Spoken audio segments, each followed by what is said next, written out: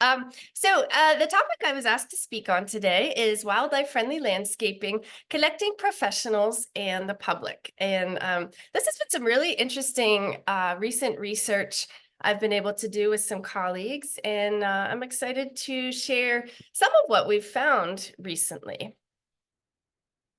So, just to give kind of a little bit of background from sort of how I approach the work that I do, I focus on people and social science. Um, and it's really important to understand sort of that people side of an issue. There's tons of great research coming out of the University of Florida and other universities with technologies and best practices being developed. But if people aren't willing to adopt and use those technologies and practices, they're not going to have the impact that they're intended to. We really need to think about the human dimensions of these elements. And um, and it's pretty complicated. People are complicated. A lot of times we tend to default to just providing information, but we know that that typically doesn't lead people to change their behavior. So that's where the work that I do comes in, where I look to understand what it takes to have people engage in an issue and adopt a behavior. And today that specifically is related to wildlife friendly landscape maintenance. Okay, so professional wildlife friendly landscape maintenance.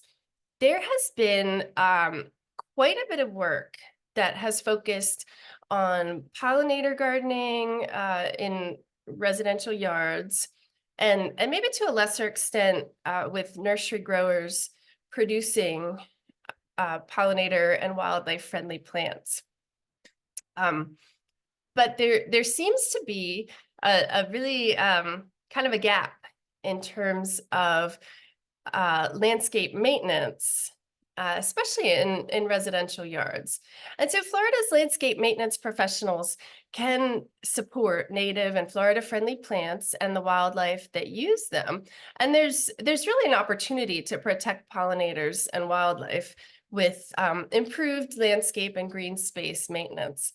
But what myself and my collaborators realized when we first started working on this topic is there's just not a lot of information about what factors influence or prevent residents from working with their landscape professional and requesting these types of wildlife-friendly landscape maintenance services.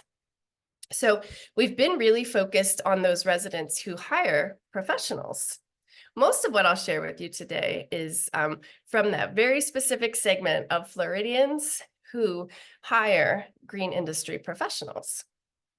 So if we understand what they need and what will motivate them, and also what will prevent them from requesting these types of services, we can use those factors to essentially improve demand and get more people engaged in wildlife-friendly landscape maintenance. So I just wanted to share a definition that we used. I'll be explaining a survey that we used to collect data, and this specific definition was shared with our respondents. Wildlife-friendly landscape maintenance can be defined as plant maintenance practices, landscape design approaches, plant selection decisions, and/or pest management strategies that are specifically intended to increase the environmental and wildlife conservation value of a yard or landscape. There's a lot of specific maintenance practices that can fall into this definition. Just a few examples include less frequent lawn mowing, spot treating for pests only when needed, or potentially not using chemicals at all, or products, and appropriate use of fertilizer only when needed. Just a few examples. There are many, many practices that could fall into this category. Okay, so just a little bit of the approach that we used in the survey that I'll share with you to kind of explain behavior change. So if we think about our clients, our audience members, I like to use an approach called stages of change because it presents behavior change as not being something that's black and white, but it's more of it's a journey or a path that has multiple stages. Um, so this path has 5 steps, and if we think about our clients who hire green industry professionals for landscape maintenance services, the very first stage that they would be in is it's known as pre-contemplation. And essentially this is those residents who are not ready to request wildlife friendly landscape maintenance. They are not thinking about it. They don't see a need. They're not interested in getting more information. Okay, so we can kind of call these the folks that are not ready. The next stage is contemplation. And in this phase, residents are getting ready to request wildlife-friendly landscape maintenance. So they're probably a little more open to information at this point. The third stage is preparation, and here residents are ready to request wildlife-friendly landscape maintenance from professionals. They're ready to pick up the phone, they have the information they need, and they're likely to do it soon. Now, the first 3 stages are all kind of cognitive in nature. At this point, there's no behavior change. Now, the 4th stage is action. This is kind of our traditional definition of behavior. And this is where residents are actively requesting wildlife-friendly landscape maintenance services from the professionals they hire. And then the 5th stage is important. This is known as maintenance, and this is where residents they've taken action, but they continue to take action. So we don't want people to just ask one time for wildlife friendly landscape maintenance. We want them to continue to do it. So it's really important. People don't necessarily go through all these stages. What encourages people to progress on this path is in their mind, they're weighing the pros and cons, which we also refer to as motivators and barriers. Ideally, we want to get people all the way through the process, but they can exit this process at any time. Okay, so the objectives of the research I'll share with you today is to identify and prioritize the barriers and motivators, which are the pros and cons, to residents requesting professional wildlife-friendly landscape maintenance from their green industry professionals. And then also to use that information to identify strategies to overcome the barriers so we can hopefully have more consumers requesting wildlife-friendly landscape maintenance and engaging in these practices in their own landscapes. We've collected a lot of data over the past couple years, just to kind of give you a snapshot of how we've been learning about Floridians. In 2020, we did some qualitative research with Floridians using focus groups with about 20 residents representing distinct regions of Florida. And I'll share some of those quotes with you at the end today. And we followed that with quantitative survey research in 2021, 22, and 23. And the research, it was purposive with quota sampling. So we made sure that our samples were reflective of the state's residents as a whole. And we had 1,600 responses in 2021. In 2022 and 23, we had 2,100 and 2,600 responses respectively. But we wanted to kind of funnel down to only those people who hired a landscape professional. And so those target responses were from about 1,000 and 1,200 folks respectively. And in 2022, we got a bunch of information about Florida residents' knowledge about wildlife-friendly landscape maintenance, their demand for it, their engagement in it. And then in 2023, just a few months ago, we collected even more in-depth information about where they were in those stages of behavior change, as well as the pros and cons they perceived to making these requests of their green industry professionals. Now, I will mention also in 2022, we had a series of research conducted with green industry professionals as well to understand the different perspectives.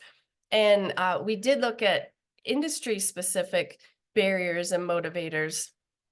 One of the important things that came out of that is we did a Delphi panel, which is kind of like a structured focus group where we engaged a group of green industry professionals to identify specific wildlife-friendly landscape maintenance practices. So together, this group came up with a list of 55 specific practices that would fall into that category. And we used that in a subsequent survey, which I'll share with you. Okay, so some of the results of what we have learned so far. So first, I'll share a little bit about self-reported knowledge. So this is from the 2022 survey of residents. And this is where we asked them to self-report their knowledge pertaining to different aspects of wildlife-friendly landscape maintenance. So we asked a number of different things, and on our scale, a 2 would mean slightly knowledgeable, a 3 would be moderately knowledgeable, and a 4 would be very knowledgeable. Most of the means here ended up working out to be kind of right around moderately knowledgeable. There's not a lot of variability in terms of one knowledge item to another, but there was variability within the sample itself. So we really had ranges from like 2 to 4 for the majority of responses. You'll see that our respondents believe that they were most knowledgeable about how to read pesticide labels. They also thought they were pretty knowledgeable about how to identify invasive plant species. Kind of towards the bottom, it's kind of interesting. They're a little bit less knowledgeable about how to identify a wildlife-friendly plant and what products should be applied to my yard or planting area to minimize harm to wildlife. So definitely an opportunity here to increase knowledge and understanding.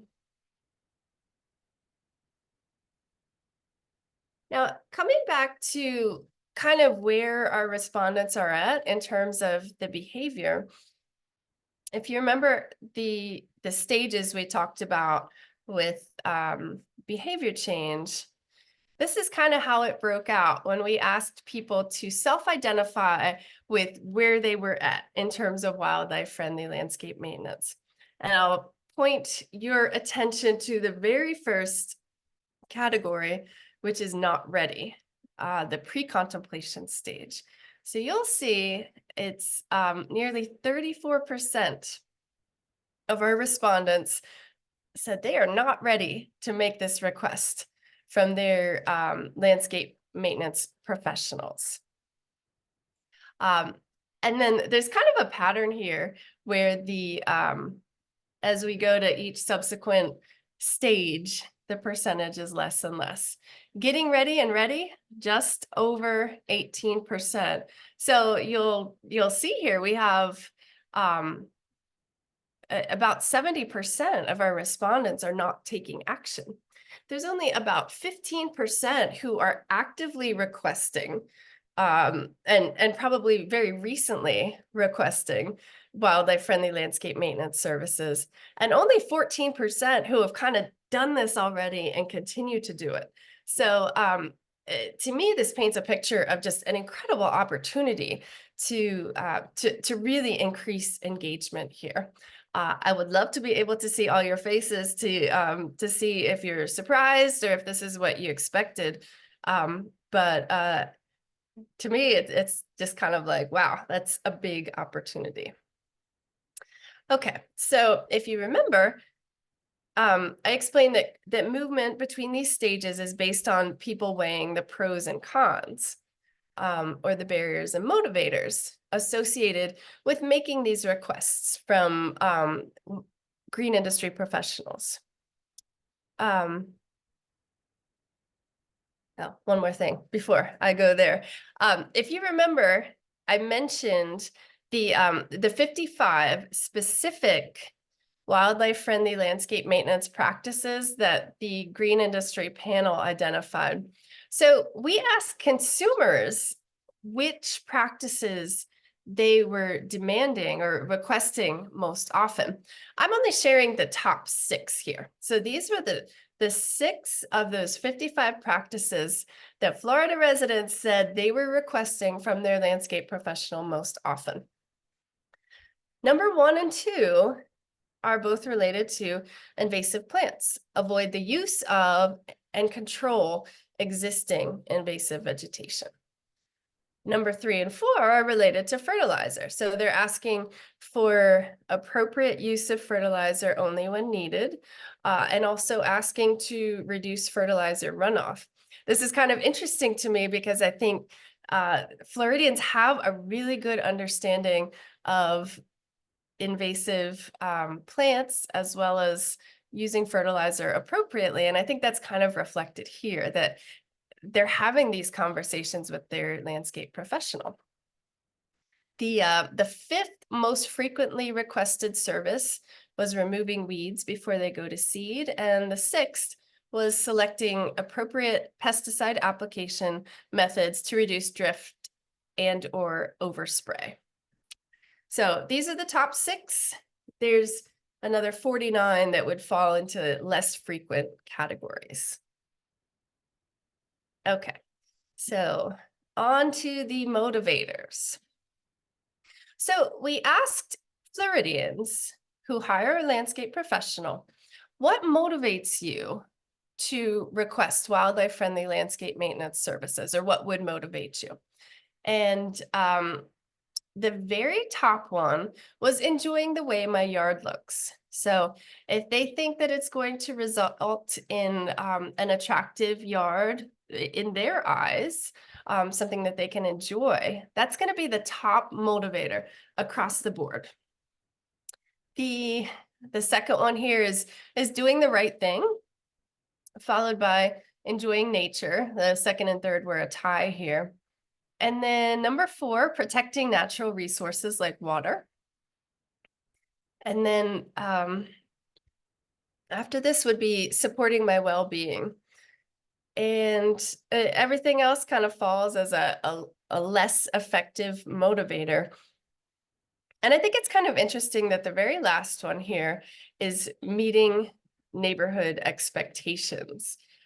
We talk a lot about the social influences on people's landscape decisions, and here, as a motivator, meeting neighborhood expectations is the least powerful.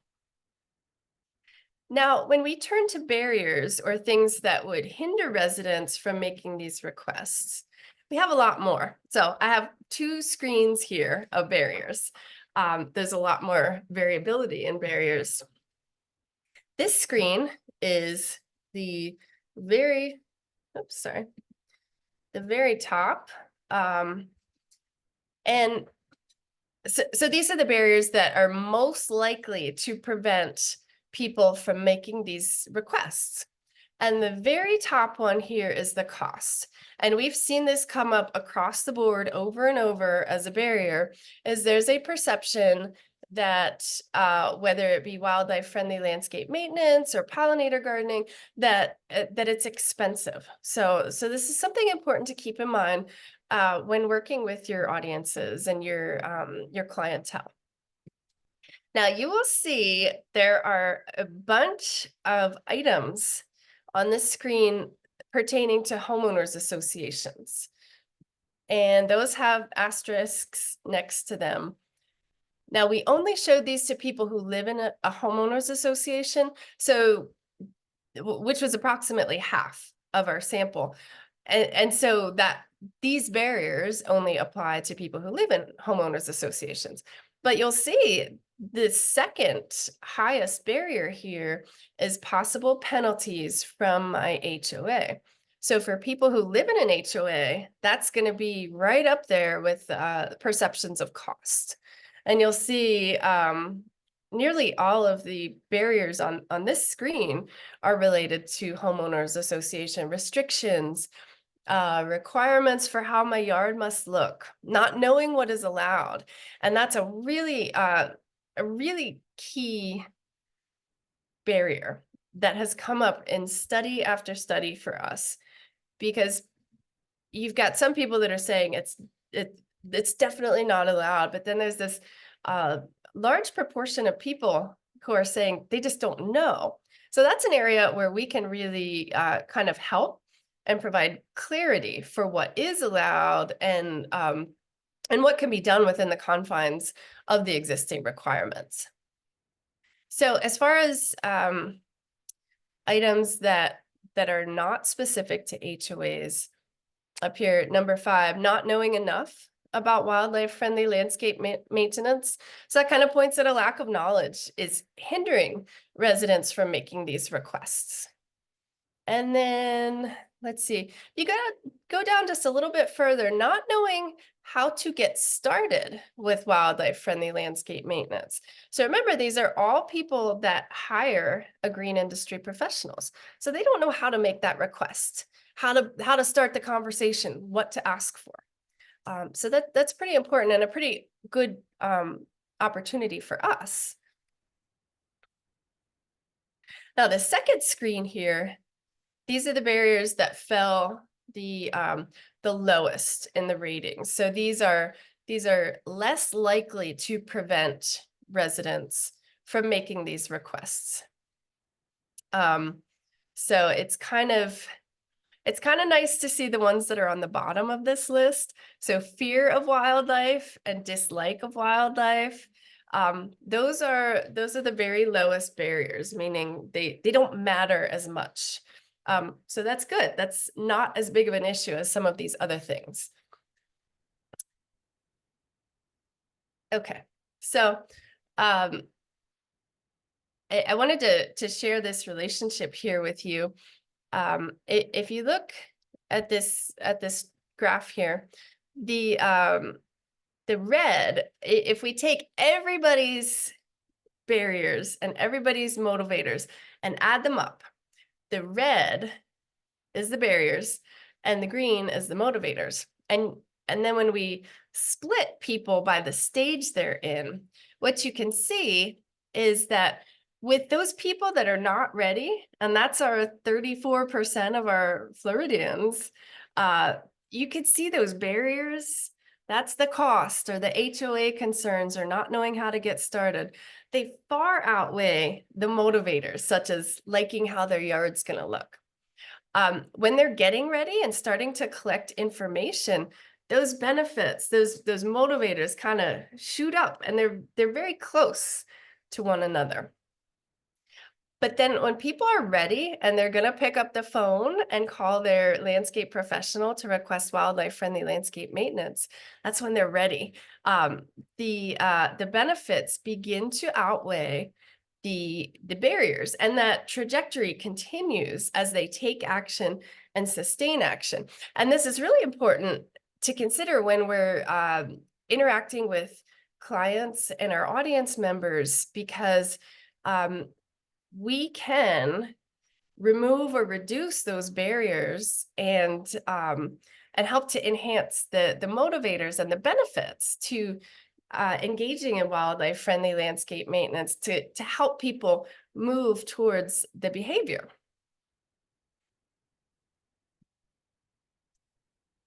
Okay, so those are kind of some of the highlights of our recent research, but I wanted to share some of the quotes from respondents in focus groups. The focus groups were surrounding pollinator gardening, so we've got some overlap with wildlife-friendly landscape maintenance, but they kind of underscore what we found in our surveys and also kind of paint a really good picture about what people's perceptions are. So I mentioned that limited knowledge was a barrier identified in the surveys, and it also came out in our focus groups. So limited knowledge or information access about pollinator gardening. So here's just some representative quotes of what people have shared with us. Um, just kind of general knowledge. I don't know what I can plant together. Do they grow in the same type of soil? How do I rotate? So when something is not blooming, something else is. I think that makes it really difficult. And then a really strong theme is people who are not from Florida. The number one thing to this person is, I'm not native either to Florida. So I came here and I had to learn, but getting the knowledge to start is pretty critical. Now, another barrier is social norms and community expectations. So this comes up over and over again, and it's whether people live in a homeowners association or not. The influence from neighbors and wanting to fit in affects our behavior so much. The first person here talked about how when you try and have a pollinator garden in your yard, you get your nasty little letter, is what they described. And they talked about how weird it was that the neighborhood had like a pollinator demo garden, but that they couldn't in their own yard. And one of my favorite quotes ever here, one of my older neighbors, he never remembers me, so he complains about my own house to me. But this person was talking about the idea of a pollinator garden just doesn't fit in my community's idea of what our neighborhood should look like. And I emphasize perceived here because we have just pages and pages and pages of quotes that we've gotten from our participants talking about, like, I'm really not sure if I could do this or not, but I'm afraid of getting that letter. So there's a lot of misunderstandings that we have an opportunity to clarify for sure. Cost, upfront financial investments came up as well in our focus group themes. People talk about plants being expensive, and other people talk about both the financial cost and the time, and they're concerned that if they spend money on something and it doesn't, if it doesn't thrive, then it's just kind of there until they have the ability to do something else. So we've engaged our participants in coming up with strategies to how to overcome some of these barriers. And one of the really strong themes is developing neighborhood and/or homeowners association buy-in through signage, finding ways to balance aesthetics as well as sharing. So in this quote here, someone was talking about we should really have a sign that says, this is a pollinator-friendly yard, and that's why I'm leaving these, quote, weeds, because, the neighbors just don't understand what I'm doing.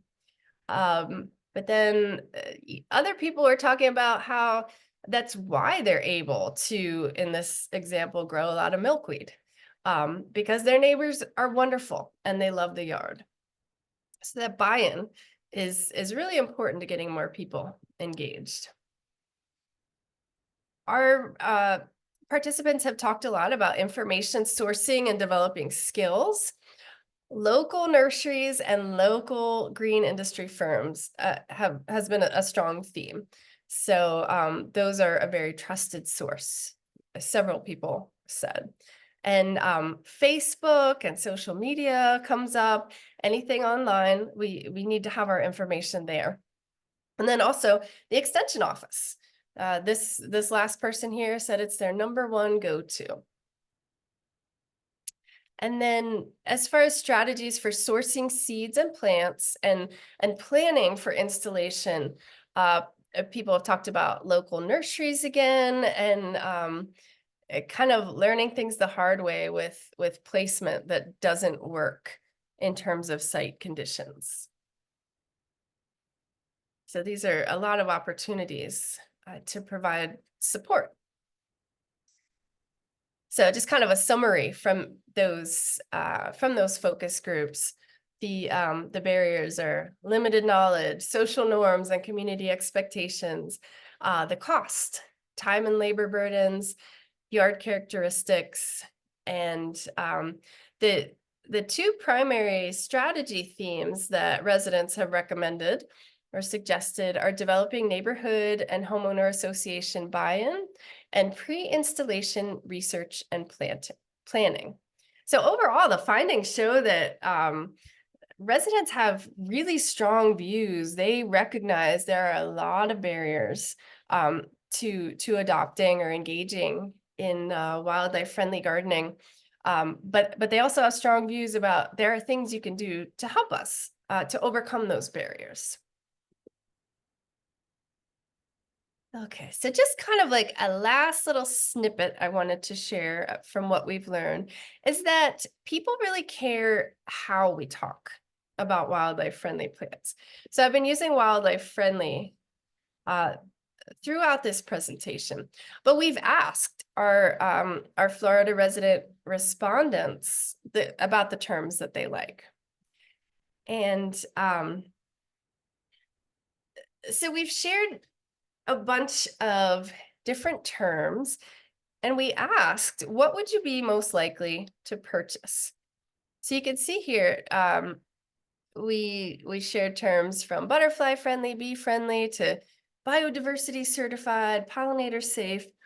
Butterfly friendly was the very top most preferred term.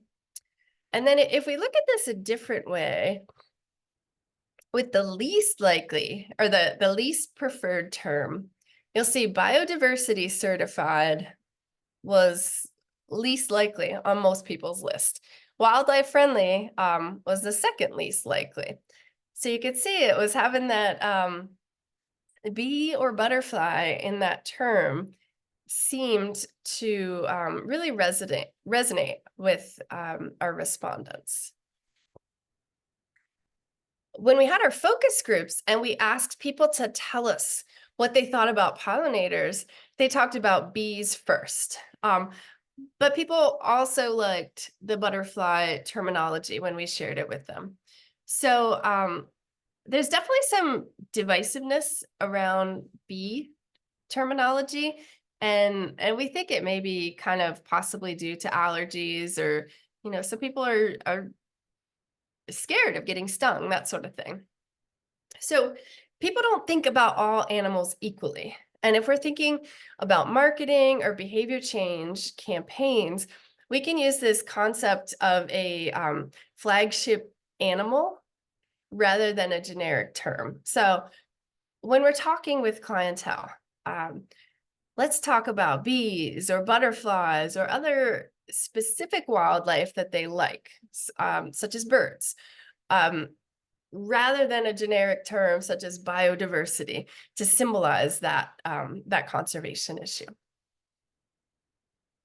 Okay, so kind of bringing it all together, we've learned a lot about what consumers think about wildlife-friendly landscape maintenance and pollinator gardening.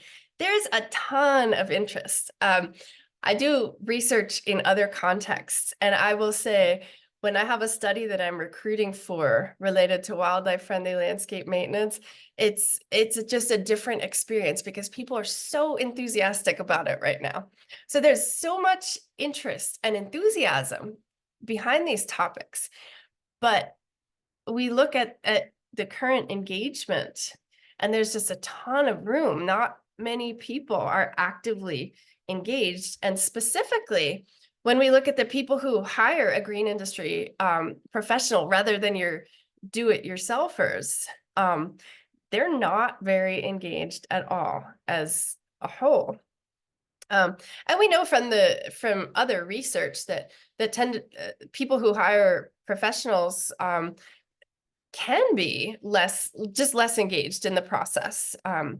So there's a lot of variable knowledge among this audience of people who hire for landscape maintenance, but it's variable. You've got people that are more knowledgeable and less knowledgeable. At the end of the day, most of this audience is not ready to make these requests. So there's a lot of work to be done and a lot of opportunity. Now, we looked at how services related to invasive plants and fertilizer best practices were the most frequently demanded. So conversations around kind of those areas might be the gateway to discussions about additional wildlife-friendly landscape maintenance services. Now, when we look at consensus, there's a couple key barriers that kind of rise to the top. So we've got lack of awareness and knowledge, homeowners association restrictions or perceptions of those restrictions, how to ask professionals for these services, and costs. So those are kind of the four biggest barriers. A lot of residents don't know how to get started. So here's an opportunity for us to start the conversation rather than waiting for the client or the audience to get that conversation started. And I wanted to mention from those the Delphi sessions that we had with the professional audience, one of the top barriers that we heard related to, like, why are more Floridians not asking for wildlife-friendly landscape maintenance services? One of those top barriers was, we were told that, residents just don't like the way a wildlife-friendly landscape looks. But interestingly, the residents in our most recent survey told us that liking the way their yard looks is the biggest motivator to make these requests. So I think that's really important to point out, that it can be a really big motivator. At the end of the day, to increase engagement, we need to understand these barriers and find ways to reduce or remove them for clientele and audience members, and also enhance the motivators. So we want to build up the pros and reduce the cons to help support the behavior and encourage that conversation. The conversation definitely needs to include social norms and community norms, because it's such a powerful force. And then when we're talking about wildlife itself, probably best to stay away from vague, wildlife or kind of jargony terms like biodiversity, and talk about the specific wildlife that you have in your local area, and what you're looking to support. So these are kind of the kind of big picture takeaways from these past couple of years of research. And then I did want to share a couple of resources that we've developed. We've summarized some of these, some of what I've shared with you today. This is a 2-page infographic on wildlife-friendly landscape maintenance, how to promote Floridians' engagement. And this is housed on our IFAS infographics website. And I believe someone may be putting this in the chat right now. If not, we'll be sure you get it. And then we have two recent extension publications that talk about some of what I've shared today, specific to pollinator gardening, barriers and opportunities for pollinator gardening in homeowners associations. That one talks a lot about the kind of misperceptions that exist. And then we also have strategies to increase the adoption of residential pollinator gardening, tackling perceived barriers. And then we have a couple more infographics that are embedded in this, the Homeowners Association extension publication, which are these here. Those are available in English and Spanish. They're in that EDIS publication, and then they're also available right on the IFAS infographics website as well. I would be remiss if I did not mention the information I shared today is a huge team effort, and there has been a lot of financial support, notably from the UF Center for Land Use Efficiency, as well as other funders that you can see here, as well as some really great collaborators, some graduate students and other faculty members at the University of Florida that you'll see on your screen here. And none of this would be possible without wonderful collaborations. And with that, I believe I have covered all of my slides, and I will thank you so much for your attention. Laura, thank you so much. That was excellent. You covered a lot of information in that, and there are some questions that have come up. And so if you don't mind, I'll field those to you. We'll start first with, how does Florida-friendly landscaping knowledge correlate to the 5 levels of action? And which one, knowledge or awareness, causes more participation? Ooh, that is a fantastic question. Well, so we didn't measure Florida-friendly knowledge specifically, but I can speak more generally to that. In that, we know protecting wildlife is one of the key principles of Florida-friendly landscaping. So I would expect that you're probably going to see an increase in Florida-friendly knowledge as people progress in each one of those stages. But I don't know. So that would be a really great idea for future research. When we get to awareness and knowledge, so if you think about that 34% of people who are not ready, those are the people that we'd want to kind of target with awareness campaigns. So those are the people that we'd want to kind of help them to see why it matters that we engage in wildlife-friendly landscape maintenance. And then it's, as people are more kind of getting ready, that's when they need to develop more specific knowledge about wildlife and how to make these requests of their landscape professional, and how to have the conversation, that type of thing. Wonderful. To piggyback on that, does the professional landscaper's level of Florida-friendly landscaping knowledge factor into your stats? And not all landscape companies are capable of implementing these practices. So Yeah. Thoughts on that? Ooh, great question. So, no. So for the first part of that question, we didn't gather information about, I mean, I don't think we could have, about how knowledgeable the professionals that our respondents hired, how knowledgeable they were. It would be really interesting to kind of capture how knowledgeable the residents think their professionals are, but no, we didn't measure that. And yeah, as far as not all professionals being able to provide those services, that's definitely a great point. I think that, in some of the conversations we've had, there are simple things that some firms could get into that are, more wildlife friendly. So there's definitely opportunity. I don't know. I don't know. We'd like to see more for sure, but yeah, there's definitely a limitation on what different firms can provide, for sure.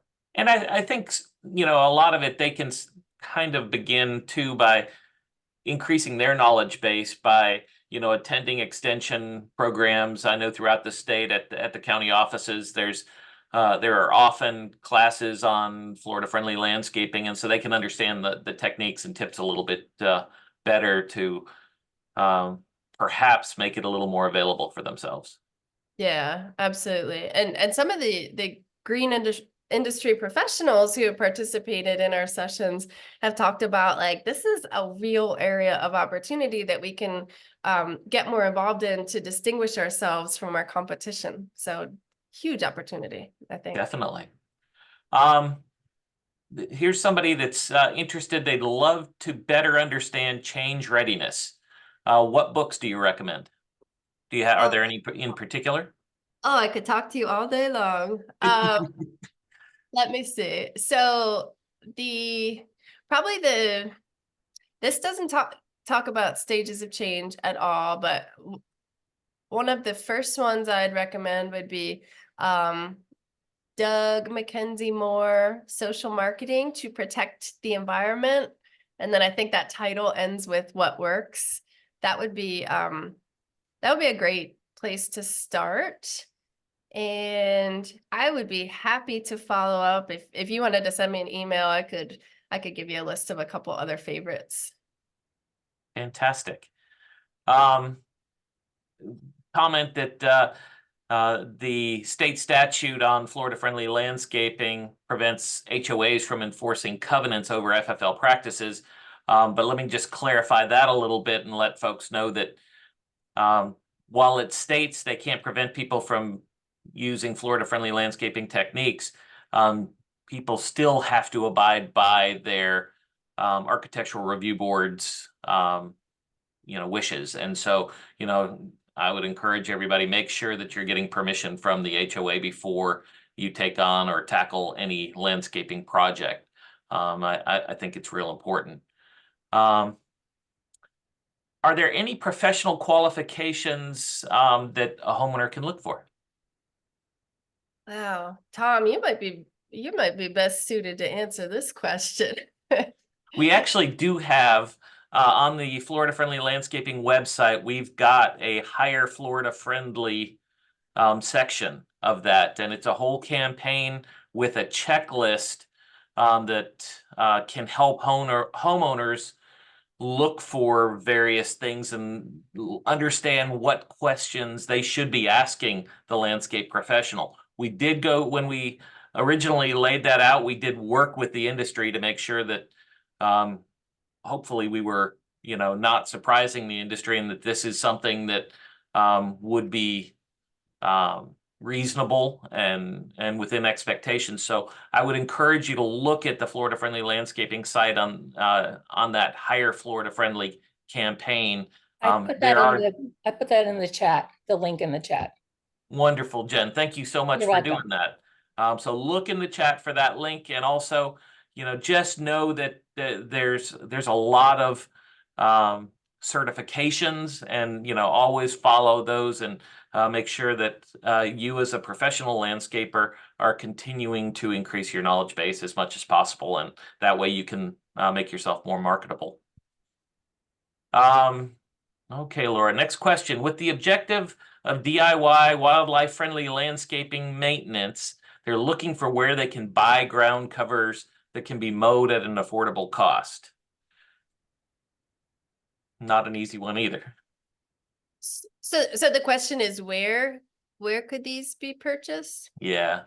That's a tough one. I'm probably not the best person to answer that. I mean, depending where you're located, I would probably recommend reaching out to your local extension office first. But yeah, I mean, this comes up as a theme over and over again that it's hard to source some of the plants, and there's a few things I've been looking for that locally that I can't seem to find.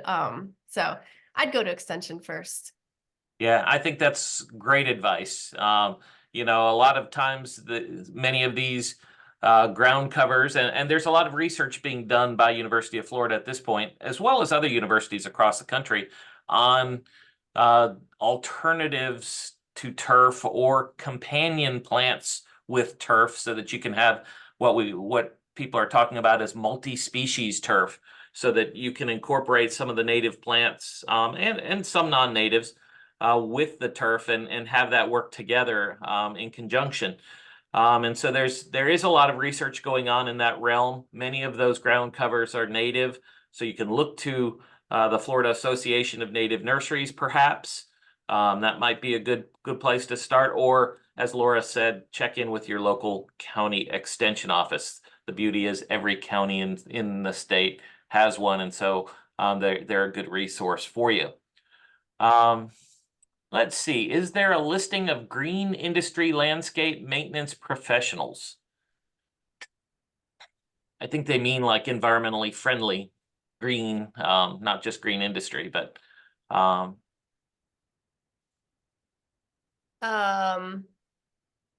You're probably best suited to answer that one too, Tom. I mean, I think not probably that I'm aware of. You know, you would want to look for those folks that have various you know, expertise listed on their websites, perhaps, but I'm not aware of any particular one. We certainly have the FFLCP, which is our Florida Friendly Landscaping Certified Professional program. That might be one of the better ones because you'll understand the Florida Friendly Landscaping principles, and that may get you started in that realm and maybe one of the best. Again, you can access that from the Florida Friendly Landscaping website. See if there's anything else that I've missed. Let's see. I'm on the City Landscaping and Tree Board for the City of Lake Worth Beach. We promote native plants and shade trees to residents. This is very useful info. Good. We've gotten a lot of really, I don't know if you've seen in the chat, a lot of people that have appreciated the information. This has been really valuable. Somebody suggested Plant Ant is a great resource for specific plants. I would agree with that. You know, there's a lot of great references out there to help you find things at the nurseries. Tom, I have put a link to all of our apps, the FFLCP program, and also Higher Florida Friendly, and the communities part of our website for the gentleman who was interested in landscape for cities. Fantastic. Thank you so much. Let's see, a lot of things coming. Looks like we've got all the questions answered. Laura, thank you so much for taking the time. Actually, I saw something just pop up. Let's see. Part of FFL is how you maintain your landscape. St. Johns River Water Management District is developing a new standards for Florida-friendly irrigation to preserve our water. And that is really important. There are new standards, irrigation standards that are going to be released. And so we're real excited about that document. It's been something that's been being updated over the past few years. And it's very close to the final document. DEP is putting the finishing touches on that right now. Laura, with that, thank you so much. I do want to let everybody know that, remind everybody next month, April 9th, our professional webinar is on stormwater ponds with Dr. Eben Bean. Remember to fill out that survey. It helps us plan for next year. Everybody, thank you so much. Have a wonderful rest of the day. Laura, thank you once again. thank you.